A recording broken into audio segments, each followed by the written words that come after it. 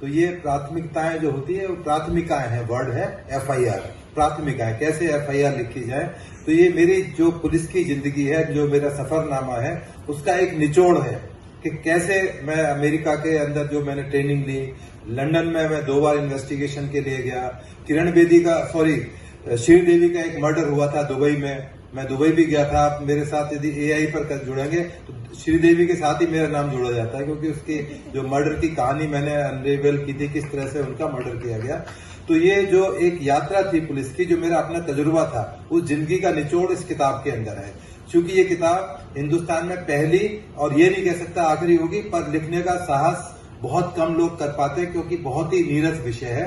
परंतु ये आज बहुत इंपॉर्टेंट है। आज कल से हिंदुस्तान में, पूरे हिंदुस्तान में ये कानून लागू होने जा रहे हैं। पिछले 160 साल से जो कानून चले आ रहे थे, जो हमारी ब्रिटिश गुलामी की एक निशानी थी, पहले इस देश में मुगलिया शासन था, फिर ब्रिटिश शासन रहा, हम उन कानूनों को बदल नहीं पाए, सरकारों की कोशिश नहीं की। अच्छे या बुरे कानून बदले गए एक अलग चीज है, इसमें बाद में सुधार किया जा सकता है। परंतु मैं सरकार का धन्यवाद देना चाहता हूं कि एक आम आदमी को जिंदगी में जो प्रभावित करती हैं चीजें, उस बारे में एक साहसिक पहल जरूर की है सरकार ने, और उसका परिणाम है कि कल से रात को 12 बजे से इस हिंदुस्तान में नए कानून लागू हो जाएंगे। आमतौर की भाषा में बोला जाता है, जैसे आदमी 420 है तो 420 धारा ही नहीं होगी, 356 से ऊपर धारा ही नहीं है। इस तरह से बहुत सी चीजें हैं जो आज के टाइम में जरूरत थी, उन तमाम चीजों को कानून में लाया गया है। जैसे आप पहले कोई भी FIR लिखवाने थाने जाना पड़ता था, सुनवाई नहीं होती थी, बात नहीं की जाती थी।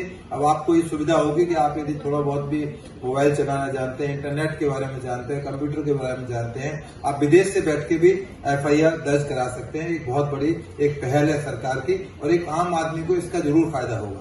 और भगवान के यहाँ से एक टेलीफोन आया और उन्होंने कहा कि हंसराज कॉलेज में एक कार्यक्रम है, आपको आना।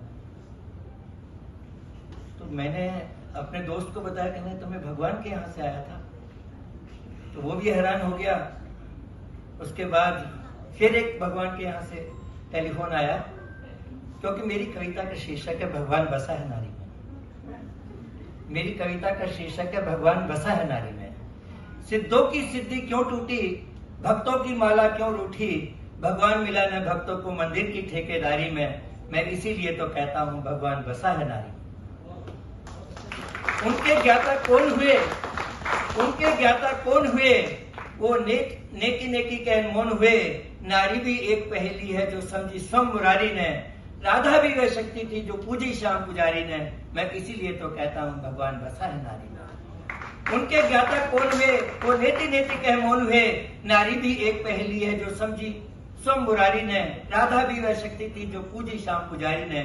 मैं इसीलिए तो कहता हूँ भगवान बसा है नारी में। प्रलय का जब तूफान चला, घनघोर घटा यहाँ छाई थी, शिव जी का तांडव नृत्य हुआ, तू बिजली बन मुस्काई थी।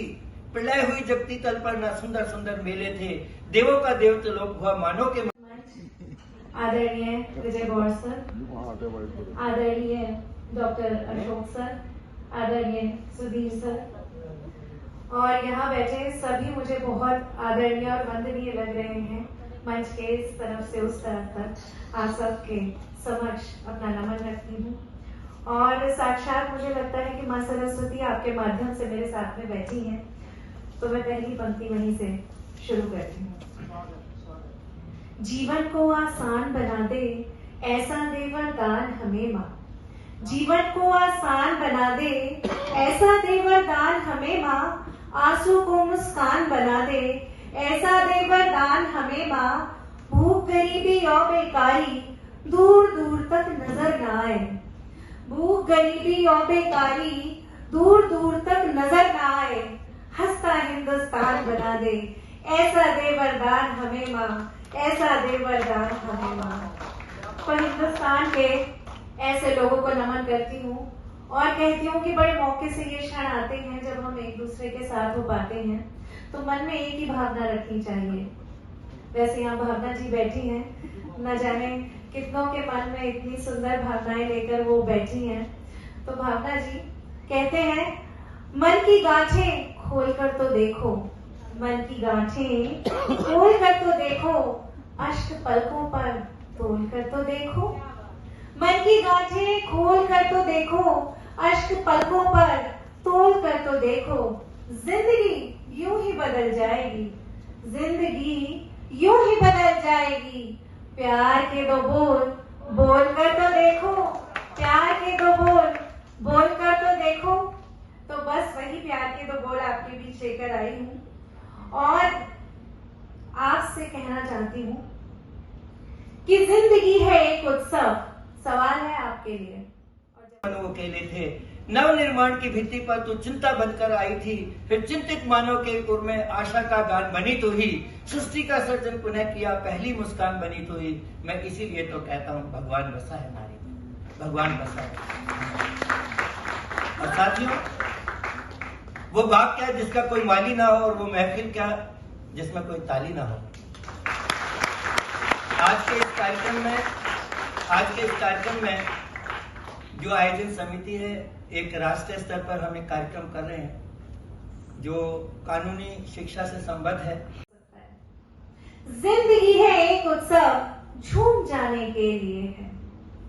जिंदगी है एक उत्सव, झूम जाने के लिए है। तुम अगर कुछ साथ दो तो गुनगुनाने के लिए है। तुम अगर कुछ साथ दो तो गुनगुनाने के लिए है। नेहा जी बड़े प्यार से आपसे कह रही थी कि तालियां जो बज रही है ना, मजा नहीं आ रहा। यहाँ सुनाने वाले को और कुछ नहीं चाहिए, आपकी तालियां जब आती है ना तो मन बनता है।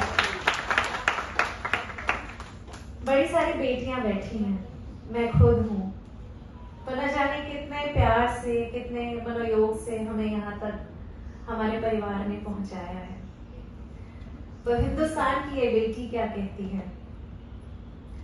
बेटी पढ़ने चल पड़ी, लेकर ये विश्वास।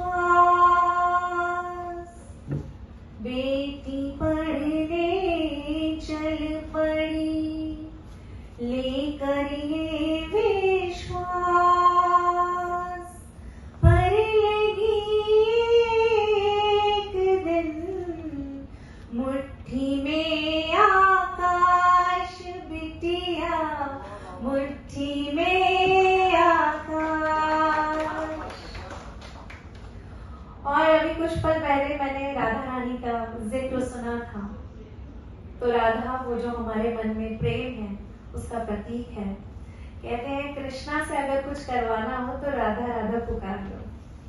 तो मैं भी कहना चाहती हूँ, तुमसे लागी लगन तो नहीं किसी का ध्यान। तुमसे लागी लगन तो नहीं किसी का ध्यान। जैसे रात